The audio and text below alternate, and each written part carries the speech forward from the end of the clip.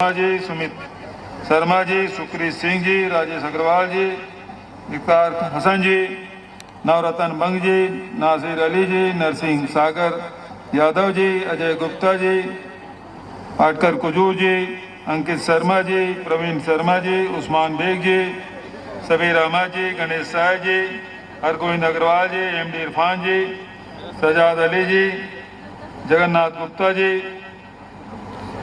पूनम पैकरा जी, अनिमानंद एक्का जी, Pankaj Gupta ji, Kuldeep mean जी, Anjana mean जी, मातो श्री अमित मातो जी, राहुल नायक जी, रिंकू कंसारी जी, पूर्व विधायक हिदय राठिया जी, और साथ ही जिसके शपथ ग्रहण में हम सब आए हैं, विनय सेल गुप्ता जी और उसकी मम्मी श्यामा गुप्ता जी, उसके मामा भी आए हैं, और सभी हमारे नवनिर्वाचित पार्षदगण, भाई दीपक जी, और साथ ही अंकित बागबारा जी, सभी हमारे सब साथीगण, सभी का सबसे पहले मैं कुनकुरी की महान जनता को दोनों हाथ जोड़ के नमन करता हूं, प्रणाम करता हूं। आपने जो फैसला दिया वो चौंकाने वाला फैसला है। ये लोग धन बल से, जन दबाव से, बाहुबल से, प्रशासनिक आतंक से पूरा प्रदेश जीतने की बात उन्होंने की। हम 10 में 10 नगर निगम जीते, तीसरा इंजन लग गया है। लेकिन कुनकुरी की जनता ने जो फैसला दिया वो भारतीय जनता पार्टी के आंखों में किरकिरी बन के रह गया है।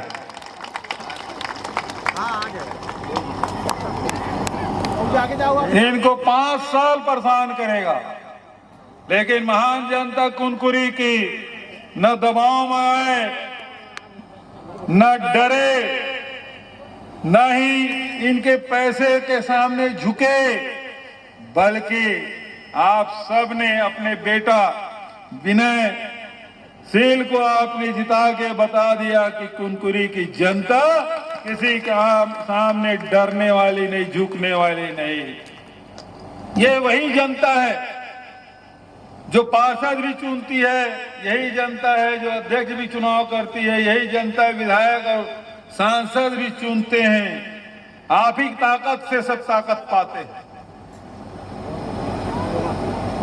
और जब आपने विधायक चुना तो भारतीय जनता पार्टी ने आपके विधायक को प्रदेश का मुख्यमंत्री बनाया, और आप ही ने जब चुना तो पार्षद और विनय सील जैसे नौजवान को आपने नगर पंचायत के कुर्सी पे बिठाया। यह आप ही की ताकत है। लेकिन जिनको आपने 1.5 साल पहले बिठाया वो भूल गए कि वो ताकत आपकी थी, जिसके कारण से विधायक और मुख्यमंत्री बना। आज जब आपने विनय सेल को जिताया तो उसी ताकत से डराने धमकाने की कोशिश कर रहे हैं। एक भवन उपलब्ध नहीं करा पा रहे। मैं तो कलेक्टर को धन्यवाद देना चाहता हूं कि आपने उसमें ताला लगा दिया। विनय सेल को पता नहीं, इस बिल्डिंग की जांच करने में खुद आया था, जिसमें डॉक्टर सकराजीत नायक, जिसमें स्वर्गीय डॉक्टर बेमेतरक विधायक वर्मा जी, और आजकल भारतीय जनता पार्टी में चले गए हैं धर्मजीत सिंह जी, हम सब आए थे, दादा भी उसमें उपस्थित थे। ये वही बिल्डिंग है जो गरीबों के अनाज, जिसमें भ्रष्टाचार हुआ, ये 10 लाख मीट्रिक टन रखने की इसमें क्षमता है। पेपर में बताया कि इसमें 1 लाख मीट्रिक टन अनाज रखा हुआ है। यही कुनकुरी चावल घोटाला हुआ था, यही बिल्डिंग है, उसकी निशानी है। ये भारतीय जनता पार्टी उस समय सरकार थी जो पेपर में गरीबों को अनाज बांटने का काम करती थी। पेपर में ही चावल जमा कराते थे, पेपर में ही चावल निकलता था, गरीबों को नहीं मिलता था। ये वही बिल्डिंग है। अच्छा हुआ। कलेक्टर भले अपने मुख्यमंत्री खुश करने के लिए वो बिल्डिंग की अनुमति दी, नहीं दी, ताला लगा दिया, लेकिन देते भी विनयशील के बोलता मैं यहाँ इस बिल्डिंग में जांच करने आया था, इस बिल्डिंग में कम से कम शपथ नहीं।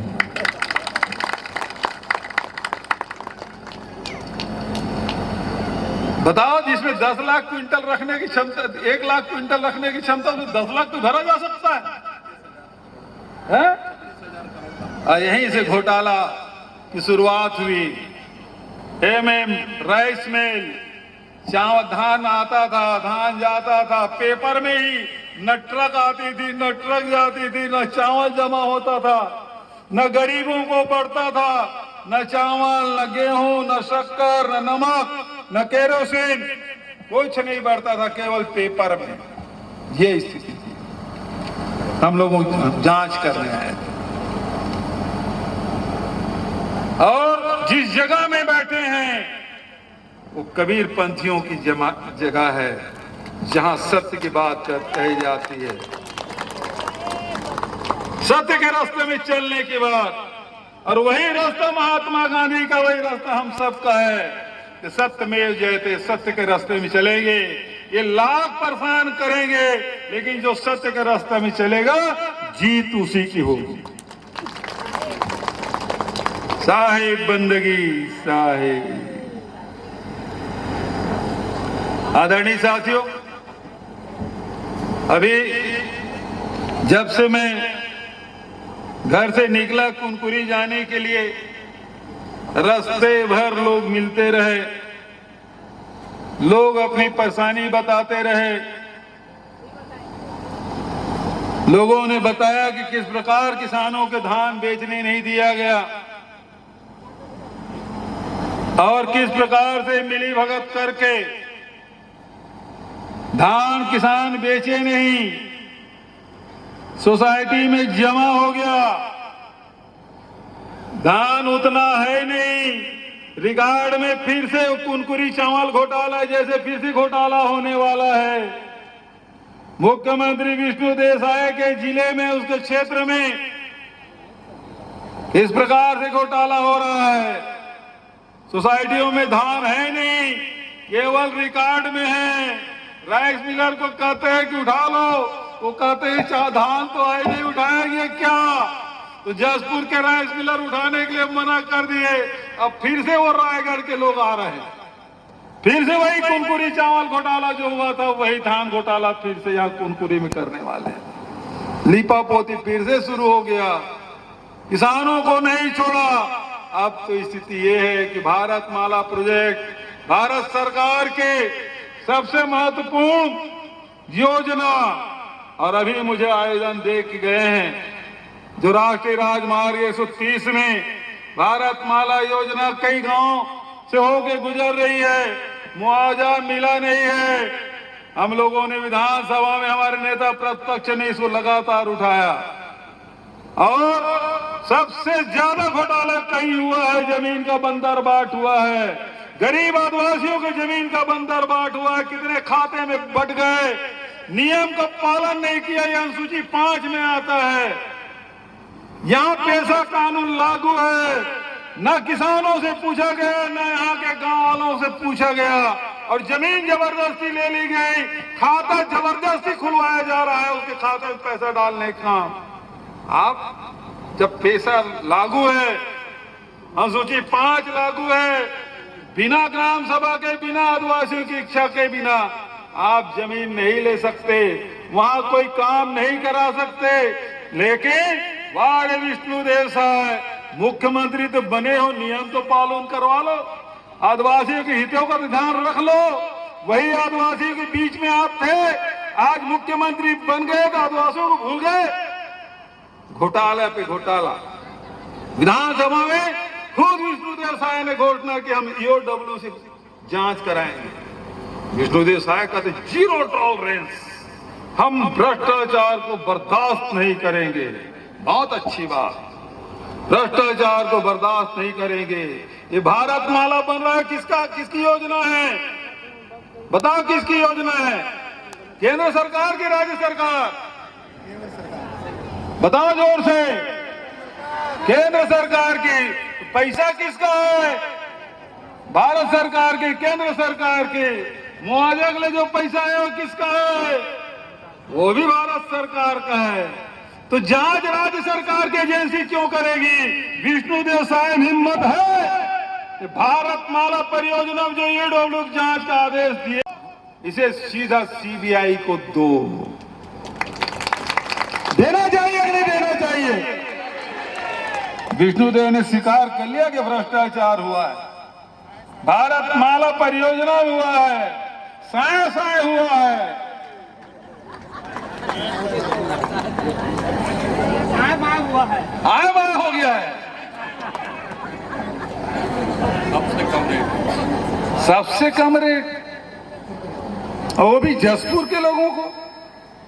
अरे आपके गृह जिला है तो आप और ज्यादा किसान को तो खुश हो के उनको खुश करना चाहिए।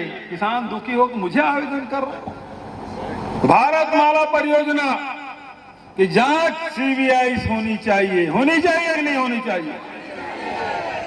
अभी दवा घोटाला हुआ, गरीबों को दवा नहीं मिल रही है, घोटाला हुआ। जांच किससे कर? पैसा किसका? भारत सरकार का। जांच कौन कर रही है? ईओडब्ल्यू। जब सरकार, भारत सरकार का पैसा है तो उसकी भी जांच किससे होनी चाहिए? क्यों नहीं करा रहे? क्योंकि साय साय पैसा आ रहा है। ईओडब्ल्यू देके लिपापोती करेंगे। देना चाहिए सीबीआई को। आज स्थिति यह है, कह रहे हैं कि जीरो टॉलरेंस। जीरो टॉलरेंस को सबसे पहले कुनकुरी की जनता ने इसके नकार दिया। तुम्हारे कथनी और करनी में अंतर है, क्योंकि इसके पहले नगर पंचायत चौकी से चलती थी। जनता ने तय किया कि चौकी नहीं, नगर पंचायत से चलना चाहिए, और इसलिए विनय सिंह हमारे पार्षदों का अपने आशीर्वाद दिया। अब चौकी से नहीं, नगर पंचायत से चलेगी। नगर पंचायत बहुत अड़ंगे आएंगे विनय सिंह जी। जब आज शपथ ग्रहण में अड़ंगा डाले तो पता नहीं क्या क्या करेंगे। लेकिन कांग्रेस की सिपाही डरना नहीं, जनता की लड़ाई लड़ना है, उसके हक अधिकार की लड़ाई लड़ना है। राशन मिलना चाहिए, पानी मिलना चाहिए, बिजली बिल मिलना चाहिए, सारी सुविधाएं मिलनी चाहिए। और इसके लिए, लड़ाई के लिए तुम अकेले नहीं हो। कुनकुरी के जनता के साथ साथ पूरे प्रदेश कांग्रेस कमेटी और भूपेश बघेल तुम्हारे साथ हैं।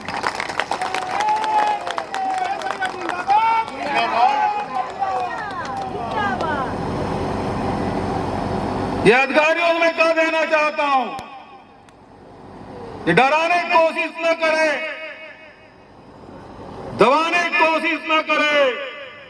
ये जनता की आवाज है, और ये जनता की आवाज किसी की ताकत नहीं जो दबा सके।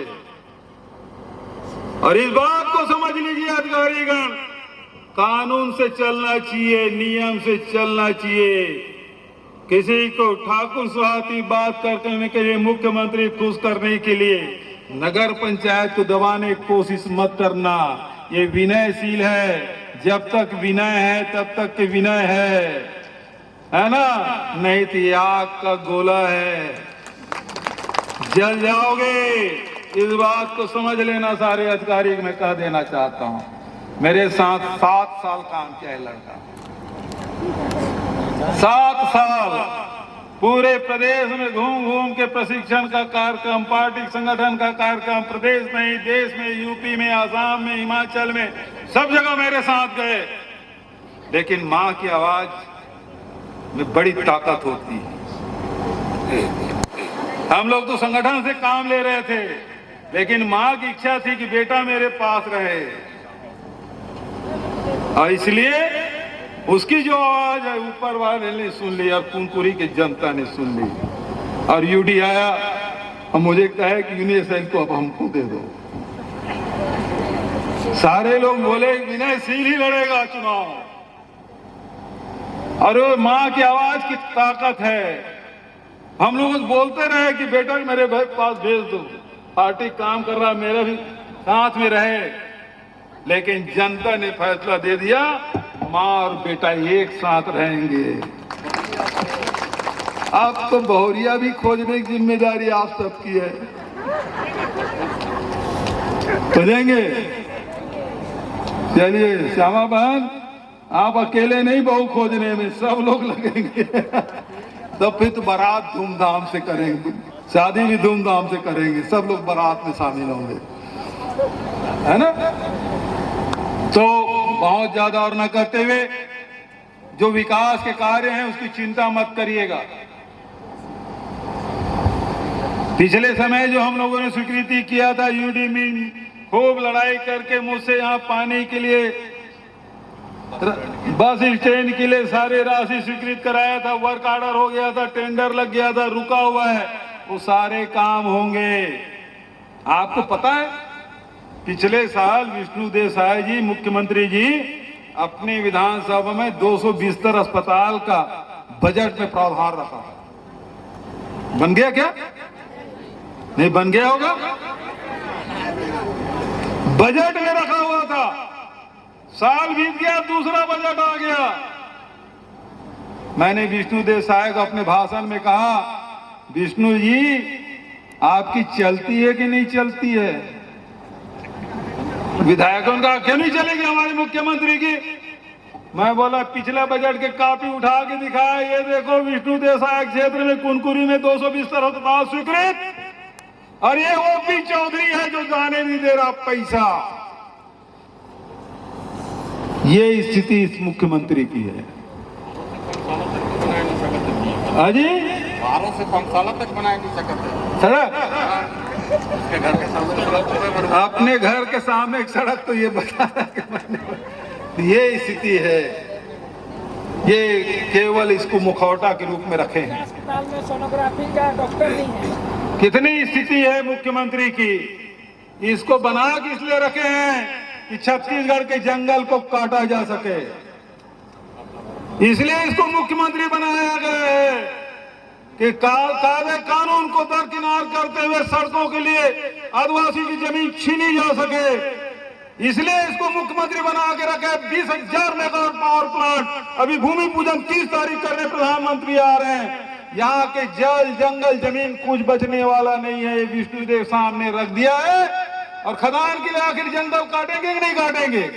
जमीन आदिवासियों की छीनी जाएगी कि नहीं जाएगी? और बिना कोयला के पानी, बिना बिजली बन पाएगी? पानी सब पावर प्लांट में जाएगा। बिजली हमें जरूरत नहीं है जितनी, वो सारे बिजली अडानी अंबानी और बड़े बड़े उद्योगपति प्रधानमंत्री के मित्र ले जाएंगे, और हमको केवल मिलेगा राख, राखड़ हमको मिलने वाला है। इसलिए इसको मुख्यमंत्री बनाया गया है ताकि कोई आदिवासी, कोई किसान, कोई मजदूर आवाज न उठा सके। वो बोलेंगे हमने तो आदिवासी मुख्यमंत्री बनाया है, लेकिन आपकी जमीन छीनी जाएगी, आपके जंगल उजड़ जाएंगे, आपके हाथ से पानी निकल जाएगा। ये स्थिति इस प्रदेश में है। मुख्यमंत्री से पूछिए 20,000 मेगावाट पावर प्लांट क्यों चाहिए? कोयला कहां बाहर से आएगा? हसदेव का जंगल उजड़ गया, प्रधान मुख्यमंत्री जी चुप रहे। शराब आज ही पेपर में पढ़ रहा था, शराब की 67 दुकानें नहीं खुलेगी, हम लोग कम कर रहे थे, ये बढ़ा रहे हैं ताकि हमारी नौजवान पीढ़ी शराब के नशे में डूबे रहे।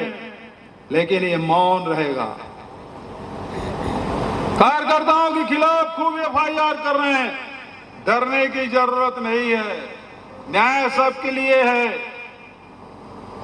थोड़ी सी परेशानी हो सकती है, लेकिन अपने विचारों और सिद्धांतों पे डटे रहना हम सबको। लड़ाई लड़ना है।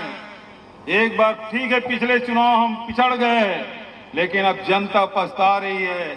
आने वाला समय फिर से हम सबका है, किसानों का, मजदूरों का, नौजवानों का, आदिवासियों का, महिलाओं का, हम सबका है, छत्तीसगढ़ का है। हम सब मिलके लड़ेंगे और जीतेंगे। मैं भाई विनयशील को खूब बधाई, खूब आशीर्वाद देता हूं। जो जिम्मेदारी आपको सौंपी गई है उसमें आप खरा उतरना, अपने पार्षद साथियों को लेकर कुनकुरी की जनता की लड़ाई लड़ना, यही आशीर्वाद और शुभकामना इस अवसर में आपको देता हूं। बहुत बहुत धन्यवाद। जय हिंद, जय छत्तीसगढ़, जय कांग्रेस।